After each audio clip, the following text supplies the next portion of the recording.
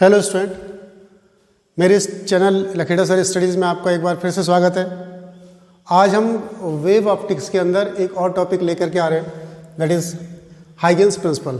पिछले वीडियो में हमने वेव फ्रंट को पढ़ लिया था। वेव फ्रंट को आप जरूर एक बार फिर देखिए, ढंग से देखिए वेव फ्रंट की डेफिनेशन, वेव फ्रंट अलग अलग प्रकार से कैसे बनाए जाते हैं। एक चीज़ मैं इतना बता देता हूँ आपको, वेव फ्रंट एक इमेजनरी सरफेस होता है जिसमें सारे के सारे particle same phase of vibration में होते हैं या सेम फेस ऑफ ऑसिलेशंस में होते हैं। दूसरा, वेव फ्रंट जो होता है हमेशा वेव के परपेंडिकुलर चलता है। जिधर वेव चल रही होगी, वेव फ्रंट और वेव एक दूसरे के परपेंडिकुलर होंगे।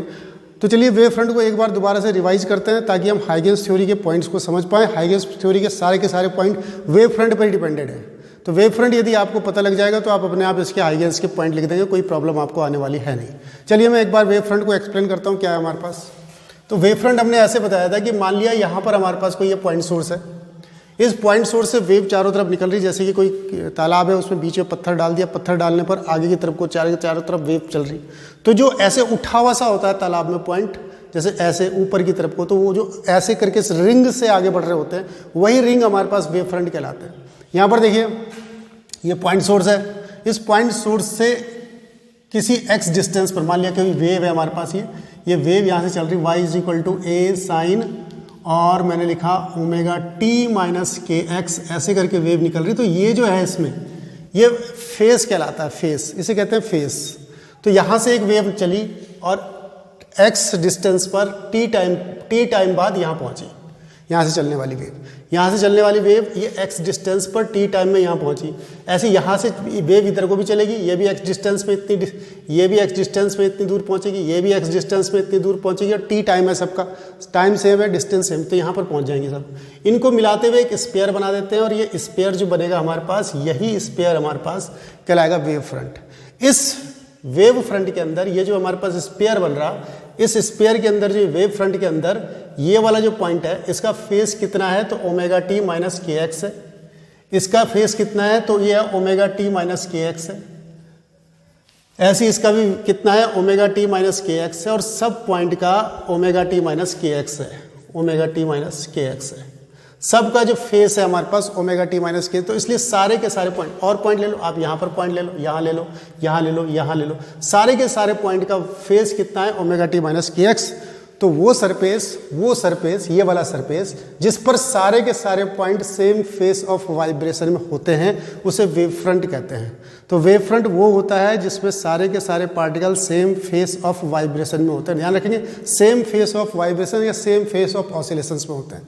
तो इसके सारे के सारे point same phase of oscillations में हैं, इसलिए ये सारे के सारे पॉइंट क्या, इसलिए हमारे पास ये जो सरफेस बनाया, ये स्पेरिकल सरफेस बनाया, ये क्या कहलाता है, हमारे पास वेव फ्रंट कहलाता है। तो ये पॉइंट सोर्स का जो वेव फ्रंट आता है, स्पेरिकल आता है, यहाँ बीच में पॉइंट सोर्स है, यहाँ से लाइट चलेगी, ऐसे इधर चारों तरफ फैलेगी। तो ये जो सरफेस बनेगा जिस पर सारे particle same phase of vibration में है, इसे कहते हैं हम क्या, वेव फ्रंट। दूसरा, लीनियर सोर्स है, उसका वेव फ्रंट सिलेंड्रिकल होता है। तीसरा, अगर कोई पैरेलल वेव चल रही है, इस टाइप की पैरेलल वेव चल रही है, इस टाइप की पैरेलल वेव, तो इनका वेव फ्रंट इस टाइप से होता है। ये इसके परपेंडिकुलर एक सरफेस इसको बनाएंगे, इसको कहते हैं, इसका वेव फ्रंट बनता है हमारे पास। मैंने क्या कहा था कि ये जो वेव्स होंगी और वेव फ्रंट होंगे, दोनों एक दूसरे के परपेंडिकुलर होंगी। ये जो वेव चल रही है ये, और ये जो वेव फ्रंट है, ये परपेंडिकुलर है। ये जो वेव चल रही है ये, और ये वेव फ्रंट एक दूसरे के परपेंडिकुलर, वेव और वेव फ्रंट हमेशा एक दूसरे के परपेंडिकुलर होंगी। वेव और वेव फ्रंट एक दूसरे के परपेंडिकुलर होंगी, तो वेव और वेव फ्रंट एक दूसरे के परपेंडिकुलर होते हैं। दो बातें क्लियर हो गई। अब जब यहाँ से वेव चली, इस वेव फ्रंट पर पहुँची, तो इस वेव फ्रंट के जितने भी पॉइंट है, ये जो पॉइंट है, इनको भी जरा मैं एक्सप्लेन करता हूँ कि जितने भी पॉइंट हैं क्या करेंगे। तो वेव फ्रंट के ये जितने भी पॉइंट हैं, इसको ऐसे लेते हैं हम जरा। ये हमारा मेन सोर्स था, ये हमारे पास वेव फ्रंट आ गया। वेव फ्रंट के ऊपर ये नए जितने भी पॉइंट बने, ये पॉइंट बने, ये पॉइंट बने, ये पॉइंट बने, ये कितने भी पॉइंट आप इसमें ले लो, ये सारे के सारे पॉइंट एक नए सोर्स का काम करते हैं, इस न्यू सोर्स का काम करते हैं यहाँ से, और ये हमारे पास सेकेंडरी सोर्स कहलाते हैं। दोबारा, वेव फ्रंट में जितने भी पॉइंट हैं, ये जो पॉइंट हैं, ये जो पार्टिकल्स हैं हमारे पास, ये सारे के सारे नए सोर्स का काम करते हैं, और इसे कहते हैं हम इसमें secondary sources. In secondary sources से फिर दोबारा से वेव्स निकलती हैं, तो इन सेकेंडरी सोर्सेज से हम ये वेव निकालते हैं। चाहे वेव फ्रंट समझ लो, छोटे छोटे वेव फ्रंट बना लेते हैं हम यहाँ पर। ये वेव फ्रंट बना देते हैं छोटे छोटे। इन सेकेंडरी वेव्स को या सेकेंडरी ये जो वेव फ्रंट बन रहे हैं सेकेंडरी वेव ही समझ लो इनको कहते हैं वेवलेट्स, इनको कहते हैं सेकेंडरी वेवलेट्स, ये secondary wavelets. In secondary wavelets पर यहाँ पर आप टेंजेंट डाल दो। टेंजेंट का मतलब ये होता है इन पर एनवलप भी कहते हैं उसको, टेंजेंट भी कहते हैं इनको। तो इस पर टेंजेंट या एनवलप डाल दो ये बाहर की तरफ को, तो ये नया वेव फ्रंट रिप्रेजेंट करेगा, नया वेव फ्रंट बन जाएगा। फिर दोबारा से आइए देखिए ये क्या है, main source, point source. Point source के बाद ये वाला क्या आया, ये आया हमारा वेव फ्रंट। वेव फ्रंट में जितने भी पॉइंट्स हैं ये पॉइंट्स ये किसका काम करेंगे, तो ये नए वेव सोर्स का काम करेंगे। इस नए वो वेव सोर्स से ये क्या बन रही है, ये बन रही है सेकेंडरी वेवलेट्स। सेकेंडरी वेवलेट्स, इस शब्द को याद रखिए, सेकेंडरी वेवलेट्स बन रही है ये सेकेंडरी वेवलेट्स बन रही। इन सेकेंडरी वेवलेट्स पर हमने ये क्या डाल दिया, टेंजेंट, ये टेंजेंट डाल दिया। एनवेलप भी कहते हैं इसको, एनवेलप भी कहते हैं इसको, या टेंजेंट भी कहते हैं। ये किसको रिप्रेजेंट करता है, न्यू वेव फ्रंट को रिप्रेजेंट करता है, न्यू वेव फ्रंट को रिप्रेजेंट करता है, न्यू वेव फ्रंट को रिप्रेजेंट करता है। तो यही सब कुछ पॉइंट्स हमारे हाइगेंस के आए। अब बात समझ में आ गई। फिर एक बार लास्ट बार दोहरा रहा हूँ, ये क्या है, मेन सोर्स, ये क्या आया, ये हमारे पास ये जो सर्किल बन रहा है, ये जो सरफेस बन रहा है हमारे पास, इस सरफेस को क्या कहेंगे, वेव फ्रंट। वेव फ्रंट के जितने भी पॉइंट है ये क्या है, सेकेंडरी सोर्सेज। सेकेंडरी सोर्सेज से ये क्या बन रही, सेकेंडरी वेवलेट। सेकेंडरी वेवलेट्स पर क्या डाला हमने, ये एनवेलप या टेंजेंट डाला। तो ये किसका काम करता है, न्यू वेव फ्रंट का काम करता है, न्यू वेव फ्रंट का काम करता है। तो ये हमारे पास न्यू वेव फ्रंट का काम करता है। चलिए अब हम हाइगेंस के पॉइंट ले लेते हैं। हाइगेंस के पॉइंट अब देखिए आराम से।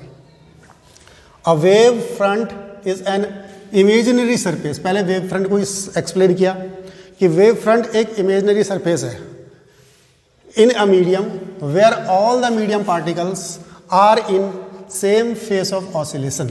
ठीक है, a wave front is an imaginary surface in a medium where all the medium particle are in the same phase of oscillation. ठीक है, क्लियर। दूसरा point, every particle of medium situated on the wave front act as a new wave source. Every particle of the medium situated on the wave front act as a new wave source. एक new wave source की तरह काम करता है। बताया ना मैंने तुम्हें, every particle, ये जो particle है, ये जो particle है, ये of medium situated on the wave front पे जो particle है act as a new wave source। ठीक है। अब आगे क्या बढ़े, every point of the wave front emit fresh waves। ये नई वेव्स निकालता है।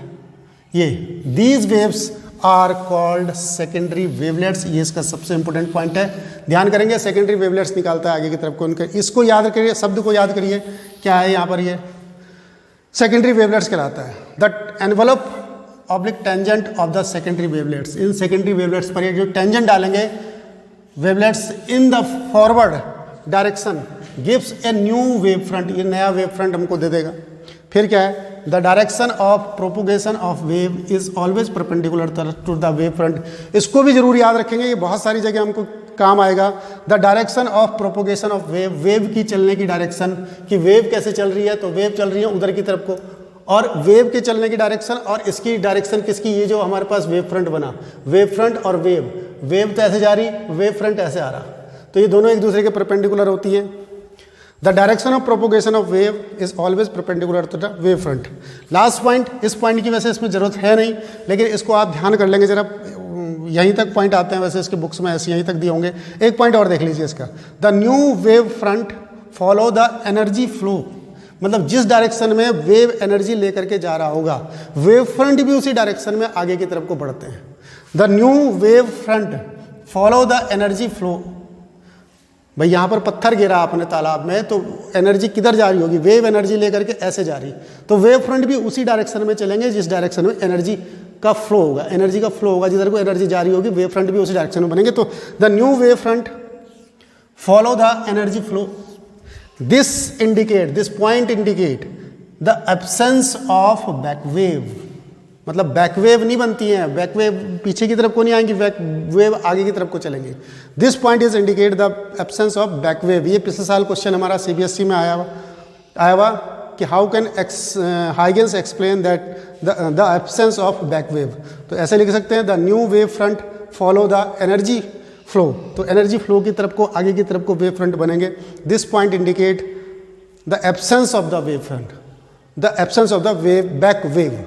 तो ये हमारे पास हाइगेंस प्रिंसिपल है। हाइगेंस प्रिंसिपल को इसके आधार पर आपने लिखते जाना है। तो इसके आधार पर आपने क्या लिखना है, एक तो इसका ये जो हमारे पास वेव फ्रंट है इसका डेफिनेशन दे देना है कि wave front is a imaginary surface in a medium where all the medium particle are in the same phase of oscillation. दूसरा कि इस पर ये क्या कहलाते हैं, ये जो पॉइंट बनते हैं तो ये न्यू सोर्स कहलाते हैं। ये दूसरा पॉइंट लिखा हमने, न्यू वेव सोर्स कहलाते हैं। तीसरा क्या है कि ये जो क्या बनती है इसमें, ये जो वेव्स बनती हैं आगे नई फ्रेश वेव निकलती है, इन्हें क्या कहते हैं, सेकेंडरी वेवलेट्स कहते हैं। तीसरा, इन पर ये जो एनवेलप या टेंजेंट डालेंगे हम, ये टेंजेंट क्या रिप्रेजेंट करता है, तो न्यू वेव फ्रंट को रिप्रेजेंट करता है, तो न्यू वेव फ्रंट को रिप्रेजेंट करता है। चौथा कि जो वेव चल रही है और ये हमारे पास वेव फ्रंट है, दोनों की डायरेक्शन एक दूसरे के परपेंडिकुलर होती है, तो ये हमने दिखा दिया, direction of propagation of wave is always perpendicular to the wave front. और last, the wave front follow the energy flow, this indicate the absence of the back wave. तो आज की वीडियो में इतना ही। हाइगेंस प्रिंसिपल की सहायता से अब हम आगे इसमें रिफ्लेक्शन और रिफ्रैक्शन के लॉज को प्रूव करेंगे, तो इसको नेक्स्ट वीडियो में देखते हैं। आज की वीडियो में इतना ही। थैंक यू, धन्यवाद।